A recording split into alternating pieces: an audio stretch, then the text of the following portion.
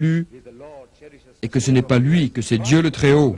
Il ne fait pas usage du mot Père, alors qu'en arabe, c'est plus facile à dire que Rab. C'est le Seigneur aimant et pourvoyant aux besoins du monde. Rab, Rab, Rab. Et Rab, c'est plus facile. Ab en hébreu, tout comme en arabe.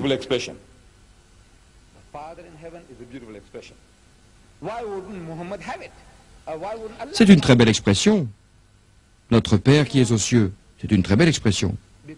Pourquoi Mohammed ne l'aurait-il pas utilisé? Pourquoi Dieu ne l'aurait-il pas autorisé? Vous savez pourquoi?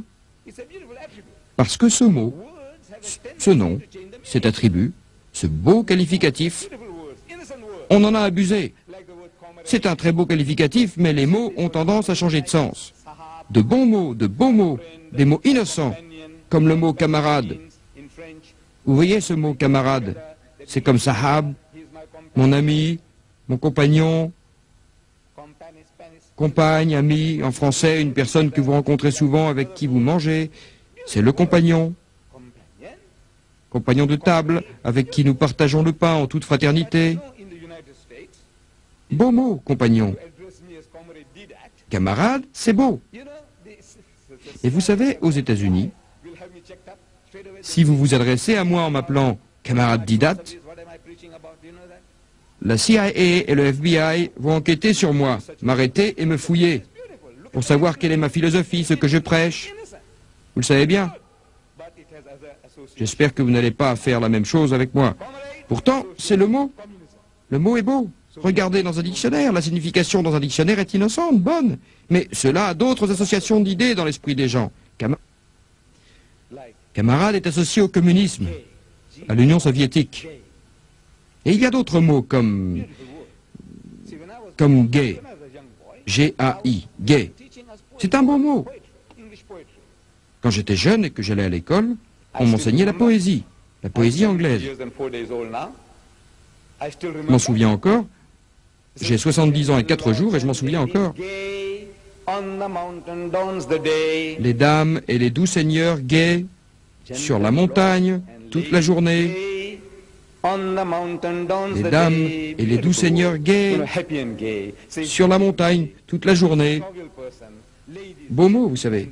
Heureux et gai. Il est heureux et gai. C'est une personne joviale. Les dames et les messieurs, les femmes et les hommes, tous ce sont des gens très heureux, heureux et gais. Des gens joyeux, joviaux. Beau mot. Mais maintenant, ce mot a une connotation tout autre. En grandissant, j'ai lu les journaux, et j'ai lu que ce mot « gay » semblait louche. Mais de quoi parlait-il? Gay. Gay.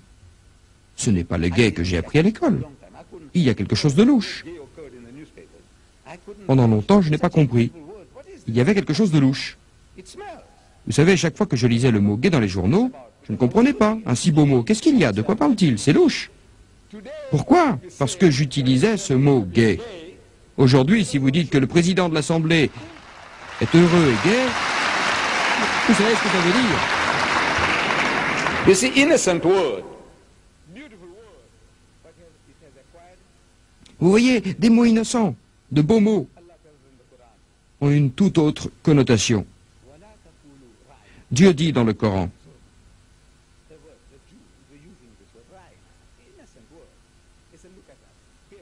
c'était les Juifs. Ils utilisaient le mot « raïna », un mot innocent, dont la première signification est « regarde-nous ». Mais il a une autre signification que celle qui vient d'abord à l'esprit. C'est « sorti de la piste ». Alors Dieu dit « n'utilisez pas des mots à double sens.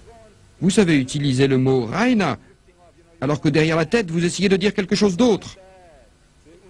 C'est passé dans le langage courant chez eux de dire que vous êtes en pleine poussière, que vous êtes sorti de la piste. Ne parlez pas comme ça, dites « uzurna ».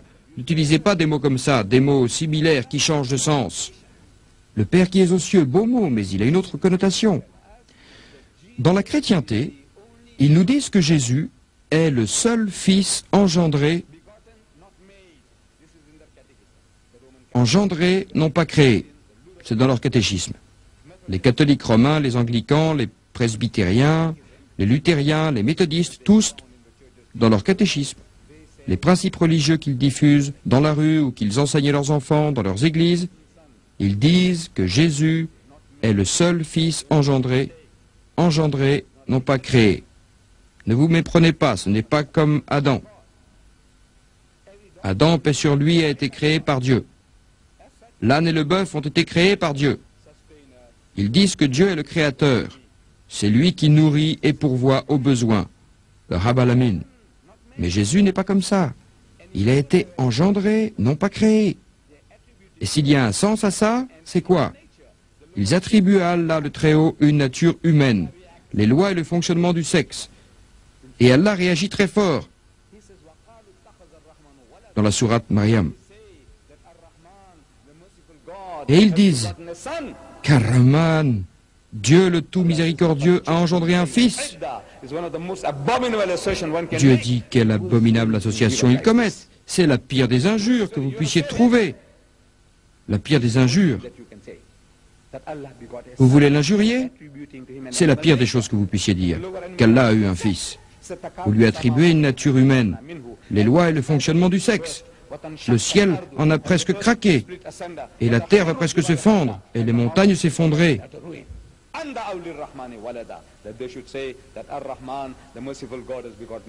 Lorsqu'ils disent Rahman, Dieu le tout miséricordieux a eu un fils, la pire des injures que vous puissiez dire, au point que le ciel ressent cette injure. Vous les musulmans, si le ciel avait des sentiments comme vous, le fait d'entendre ce mot prononcé le ferait craquer. Si la terre avait des sentiments comme vous, elle se fendrait et les montagnes s'effondreraient, atomisées. Quelle injure horrible vous faites au Très-Haut. Est-ce que cela émeut les musulmans? Pas du tout. Cela n'émeut personne. C'est étonnant. C'est une situation étonnante. Vous voyez dans le monde non arabe, les musulmans du monde non arabe, 90% des musulmans du monde ne sont pas arabes. Ils ne connaissent pas l'arabe.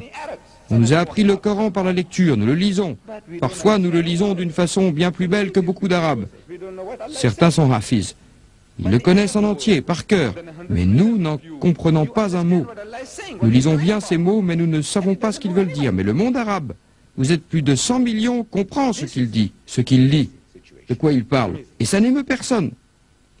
Ça, c'est une situation étonnante, une chose étonnante.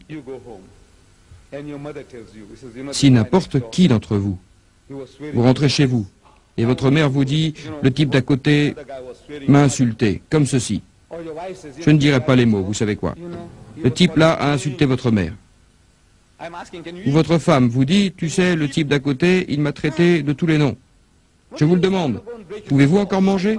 Pouvez-vous dormir? Non. Ce qui se passe, c'est que vous voulez lui tirer dessus. Qu'il passe 2 semaines KO, lui faire sa peau, non? C'est ce qu'on ressent pour notre sœur, notre femme, notre fille.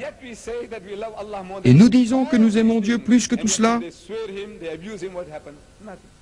Et pourtant, quand ils l'insultent, qu'ils utilisent ces mots, rien, pas de réaction. Vous savez quoi? Ceux qui sont courageux, ce sont les autres. Nous sommes des morts vivants. Des morts vivants. Nous sommes sur le Sirat al-Mustaqim.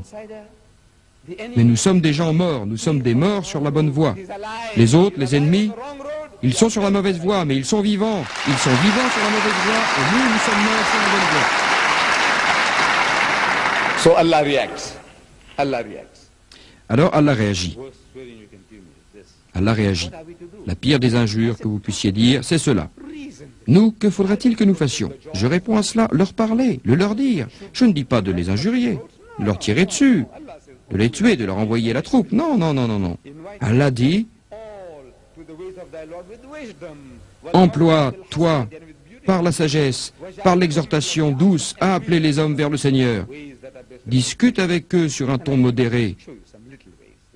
Dieu seul peut discerner ceux qui s'écartent de sa voie et ceux qui la suivent de près. Et moi j'ajoute, tendez un hameçon. Je vais en Occident, je vais en Angleterre, je vais en Amérique et je leur parle. Je leur dis, vous savez, l'anglais est une langue étrangère pour moi, et celle-là effectivement, c'est une langue étrangère. Je l'ai acquise. Saviez-vous, parce qu'ils ont conquis mon pays et que je suis allé dans une colonie britannique. Alors ils m'ont appris l'anglais et je parle anglais. Si les Français avaient conquis mon pays, j'aurais parlé français.